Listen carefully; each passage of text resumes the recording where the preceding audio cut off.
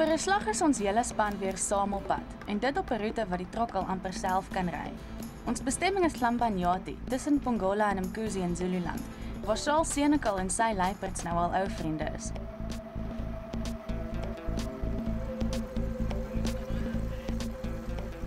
Dalk onthou julle nog die wel en wee van die groot luiperd T-Bone. T-Bone was vir amper 4 jaar die koning op Hlambanyati. En net toe ons laas hier was, het daar begin tekens opduik dat hy onder druk was.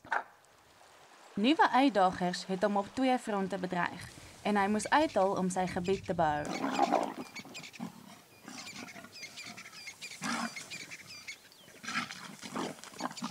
En dis die ding omtrent die natuur. Die konstante stryd om te bewys dat jy nog steeds die sterkste is. Die een wat mag voortplant. En T-Bone se wyfie, Vukile, het ook toe al begin rondkyk, nadat T-Bone se welpies doodgebyt is deur een van die opponente. En al het dit gelyk of die skrif van die muur was, het T-Bone nog vasgebyt toe ons laas hier weg is.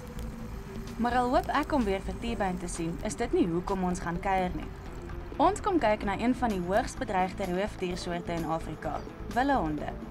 Hoewel nomadies, is dit nou tyd vir kleintjies kry, wat beteken dat hulle nes krop en dat ons hulle lekker maklik kan afneem. Dis 'n nuwe rekord, hè? Elke keer as jy aankom, lyk jy storliger as die vorige. Jy ook. Want ek gaan met jou wat. Nou ja, 9 ure se ry en dit sou lekker wees om eers uit te span, maar Saul wil sommer dadelik 'n draai ry. Dit lyk of Vukile, die luiperdwyfie, onlangs kleintjies gekry het. Kyk, typies van 'n luiperd nou, dat hulle prooi so begin pluk voor hulle hom vreet. Dit lyk soos 'n jong jaartjie. Hoe lank terug dink jy is die kleintjies gebore? Ons dink is hy by die 25ste Maart wat ons nou op die GPS data gesien het. Ons het dit gaan aflaai van die 20ste Maart af en gesien hoe sy heeltemal om haar gebied gestap het, 10 dae gaan merk het. En tot sy nou op die 25ste het sy daar in die Koorsboombosse, daar was sy altyd geboorte gee, het sy daar opgeëindig. Sy het so 3 na 4 dae daar spandeer, waar sy uitgekom het, hierdie bokkie gevang het.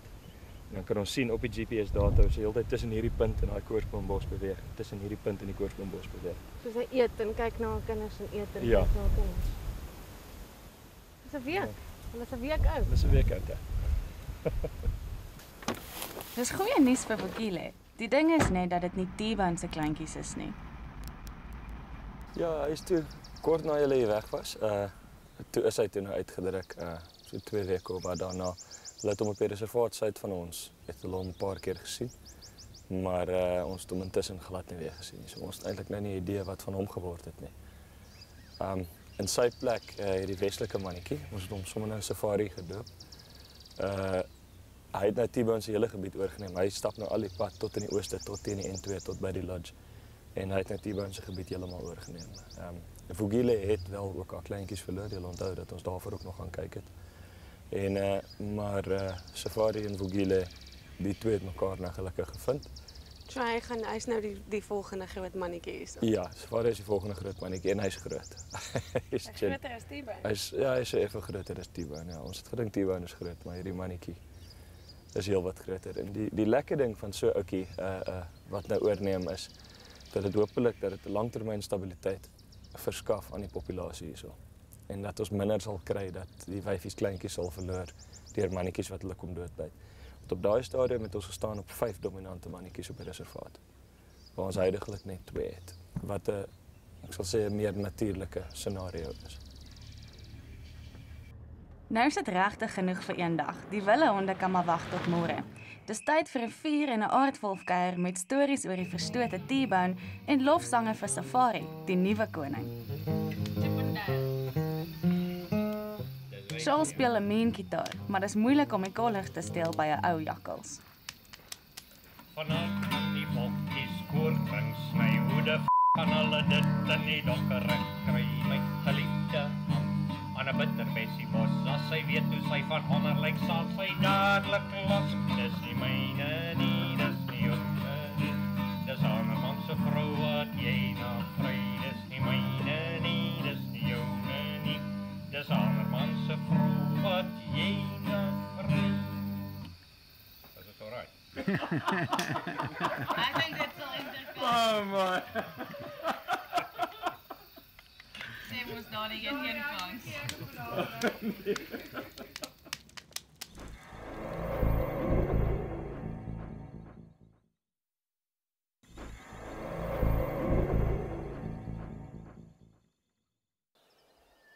Eerste lig en nou vraaibrakke van Shaal. Shaal is lid van die Willehond bestuursgroep in Natal, wat bestaan uit KwaZulu-Natal Natuurbewaring, die Trust vir Bedreigde Natuurlewe en 'n klompie privaat reservate. Op hulle dag het willehonde oor omtrent 40 landsgrense heen in Afrika gejag. Wat doen hierdie honde nou? Vandag het hulle al heeltemal uitgesterf in 23 van die lande. Of hulle dalk dan iets gevang het. En hulle getalle het met 90% afgeneem tot net 5000. Oh, trek hulle die velle uit mekaar uit. En selfs hier by ons lyk die prentjie maar donker. Hier's minder as 400 van hulle reg oor Suid-Afrika. En hulle is geneties ook al so verwant aan mekaar dat, en veral nou omdat die populasies geïsoleer is, dat as ons nie ingryp en daai populasies aktief begin bestuur nie, dan sal jy kry dat as gevolg van inteling, dat mens binne 50 jaar dat nie meer willehonde sal oorwees nie. Net as gevolg van verswakking van die gene as gevolg van inteling. Ons sal nou die goed moet begin rondskuif. Dit is so te sê, dis al amper klaar te laat. Van die 400 is omtrent 120 in die Kruger Wildtuin en Tlhaloe Umfolozi, die grootste reservaat in KwaZulu-Natal, het 102. Die res is versprei oor 'n paar kleiner reservate. En eintlik is die getalle misleidend omdat hulle tropdiere is en net die alfa-teef in elke trop kleintjies kry. As mens dit nou in konteks bring in die metapopulasie in Suid-Afrika, 400 wilde honde, as ons sê die gemiddelde tropgrootte is 10, beteken dit daar is slegs 40 teelpare oor in Suid-Afrika. En selfs dit is misleidend, want baie van die troppe het nie alfa-tewe nie. En as 'n reëntrop uitbreek om tewe te gaan soek, word hulle baie keer geskiet wanneer hulle van die reservaatgrond afgaan. En omdat hulle dikwels volspoed deur die veld beweeg, trap hulle ook baie maklik in strikke wat vir ander diere gestel is.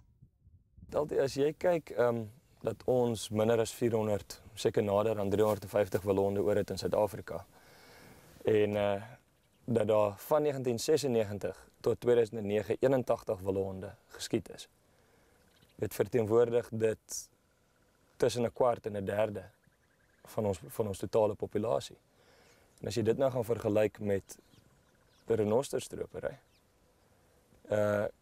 en die hoeveelheid renosters wat gestroop is teenoor die getalle wat oor is die willehonde in baie groter moeilikheid as wat die enige renoster is. En dis hoekom Shaal in 2009 hulp aangebied het toe hulle bure, Mkuzi Wildtuin, se trop op die rand van uitwissing gestaan het. Al die honde behalwe Bambisa die alfa-reën en Kanga die alfa-teef is in strikke gevang en dood. So dit was die laaste 2 honde van Mkuzi Wildtuin was die alfa-paar geweest. Was eintlik 3 honde oor, maar toe in daai selfde oggend is die een teef is in 'n strik gevang en Bambisa is in 'n strik gevang op die poot. En Kanga sy het dan vrygespring. En toe het nou net die 2 oorleef. En dit is toe nou gebruik as die kern vir die willehonde hier so by ons, die kern van die trop hier by ons. Terwyl Shaal hulle die GPS nekbande aansit, sien hulle toe dat Kanga dragtig is. Mens kan nie skuif met daai kleintjies nie. Toe wil ons dit maar eerder los dat die kleintjies bietjie groter word, laat hulle hier rondhardloop. Enigste probleem daarmee is dat 2 honde kan nie kleintjies suksesvol groot maak nie. En selfs al hou hulle die 2 honde toe in die bouma, verloor Kanga die hele werpsel. Om nog honde in die hande te kry om 'n trop te bou was nie maklik nie. Maar uiteindelik kry Shaal toe nog 'n reën, Rory, wat die laaste oorlewende hond by die Venetia reservaat in Limpopo provinsie was. Maar 3 honde maak nie 'n trop nie. Eers het Kanga en Bambisa vir Rory weggehou van die kos af, en in 'n dominansiegeveg of 2 het Bambisa vir Rory gewys wie's baas op die plaas. 'n Ander ding wat ons gebruik het is 'n nekband wat feromone afskei. Canine appeasement pheromone noem hulle dit. Die honde is glad nie aggressief dan of baie minder aggressief teenoor mekaar. Daai feromone wat afgeskei word, hou hulle rustig. Daai nekband is effektief 2 na 3 weke of iets as ek reg onthou. Maar so met die tyd het hulle gewoond geraak aan hom. Gelukkig was Rory ook ondergeskik aan Bambisa. Hy het nie probeer oorneem as die alfa mannetjie nie. En dit het ook baie gehelp dat hulle hom aanvaar het. En oor die volgende paar maande het die 3 hondtrop al hoe beter begin saamjag en oorleef. En toe raak Kanga weer dragtig. Sy het 'n ou vlakvarkgat ingerig en haar kleintjies daar gekry. Vir die eerste paar weke het Kanga nie uit die gat uitgekom nie. En Bambisa en Rory het getrou elke dag vir haar kos aangedra. En toe kom wys sy vir hulle die buitewêreld.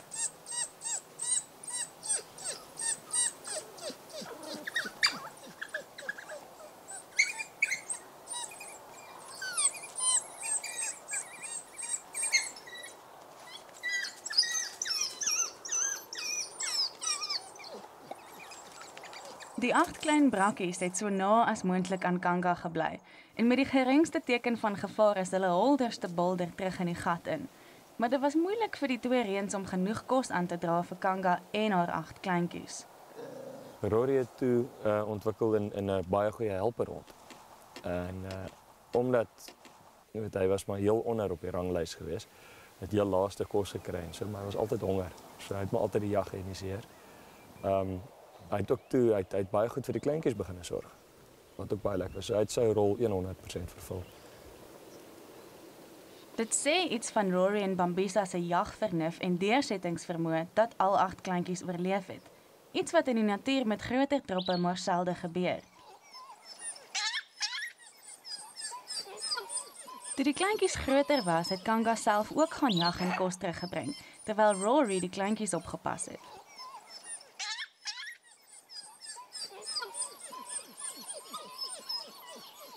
Op 10 weke het Kanga besluit dat die hondjies groot genoeg was om saam met die volwassenes uit te gaan om te kyk en te leer.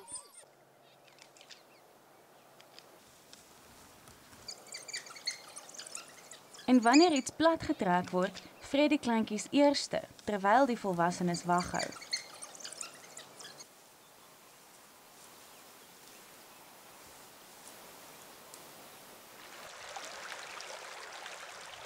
Dis nou al amper 'n jaar later en die jong honde speel nou al 'n baie aktiewe rol in die trop. Soggens word daar gejag en indien nodig ook saans. Die res van die dag word daar gerus en aan sosiale bande gewerk. Die tieners behoort vir omtrent nog 'n jaar saam met hulle ouers te bly, voordat meeste van hulle wegbreek om ander jong honde te gaan soek om hulle eie troppe te vorm. So anders as met meeste troppe in die land, vaar die trop bo verwagting goed.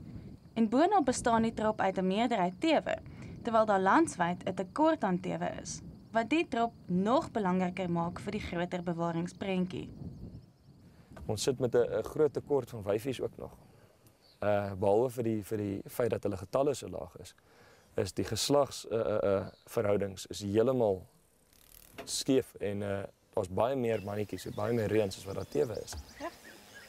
Uit die 48 wilde honde op die Umfolozi Park is 30 is reuns, 18 is tewe. So. En hier by jou? Hier by ons, ja, ons was gelukkig geweest nou met die werpsel wat gebore is daar 6 teefies en net 2 reuns geweest. So dit sal ook help dat mense hierdie teefies dalk opsplit, sê 3-3 en ander troppe so kan aanvul waar ons moet.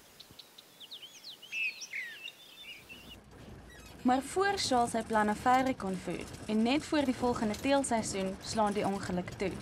Kanga se nekband het skielik ophou sein en toe Charles gaan soek, kry hy die honde sonder hulle alfa teef.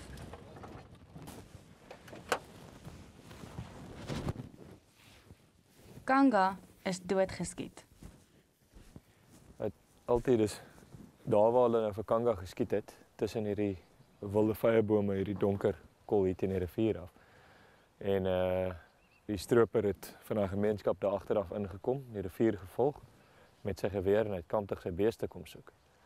En dus toe nou met die dat hy op die honde afkom, waar daar rustig in die rivier lê en die kanga daar geskiet en natuurlik daar afgeslag, uitgevat, weggedra.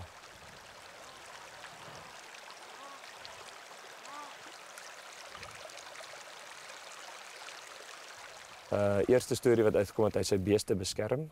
Tweede verskoning is nou net homself beskerm teen hierdie wilde hond wat hom nou kantig kom aanval het. Ja nee, dit maak mens moedeloos. Nou wat nou? Wat gaan nou met hierdie trop gebeur? Ja, hierdie trop is nou basies hierdie trop funksioneer nie soos wat 'n trop moet funksioneer op die oomblik nie.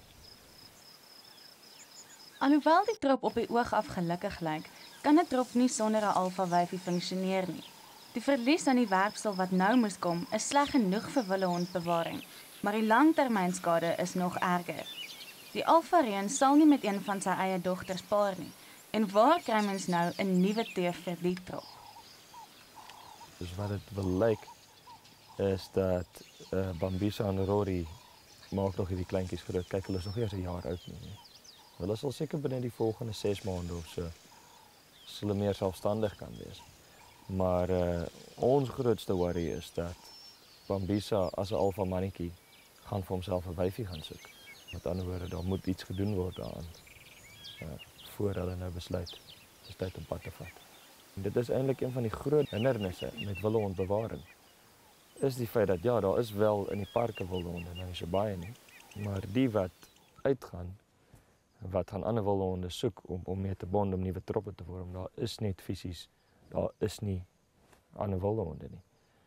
Ook jou bewaringsgebiede is al so geïsoleer van mekaar af, met honderde kilometers, waar hulle moet beweeg, wat hulle ook moontlik nie sommer sal doen nie. En soos wat hulle so gaan, word hulle deur voertuie doodgery, hulle word in strikke gevang, hulle word geskiet.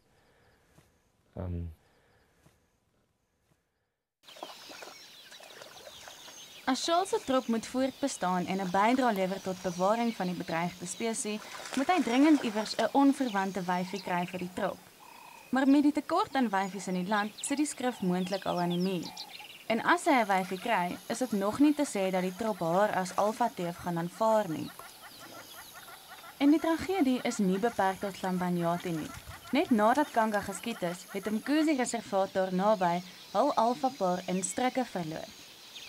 En 'n trop wat uitgebreek het op Sesotho soek ook nog na 'n alfa teef en sal waarskynlik bly uitbreek. Dis die ou storie.